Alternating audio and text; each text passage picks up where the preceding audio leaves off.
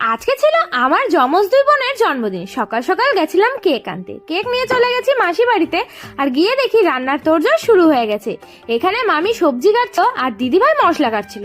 তারপরে চলে গেলাম বার্থডে গার্লদের কাছে, গিয়ে দেখি দুজনাই ফোন দেখছে। তারপরে মাসি আমাদেরকে জোর করে খেতে বসিয়ে দিয়েছে।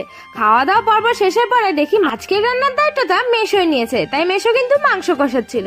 তারপরে বোনকে একটু হামি দিয়েই দেখি আমার বোনরা চলে এসছে।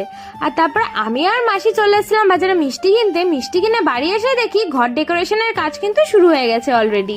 সবাই বেলুন ফোলাচ্ছিল, তাই মাসি কিন্তু তাড়াতাড়ি করে আমার বোনদেরকে রেডি করিয়ে নিয়েছে। আর যেই ঘরে সেলিব্রেশন হবে সেই ঘরে এসে দেখি দারুণ ভাবে সাজিয়েছে আমার বোন আর মৌমিতা মাসি। আর যেই দুটো কেক সকালবেলা এনেছিলাম সেই দুটো দেখো কি সুন্দর, তাই না? একটাতে আরিয়া, একটাতে আরশি লেখা। একে একে সবাই কিন্তু আসতে শুরু করে দিয়েছে, বার্থডে যারা যারা ইনভাইটেড ছিল। আর আমার বোনরা কিছুতেই ক্রাউন পড়তে যাচ্ছিল না, তাই আমরা সেলিব্রেশন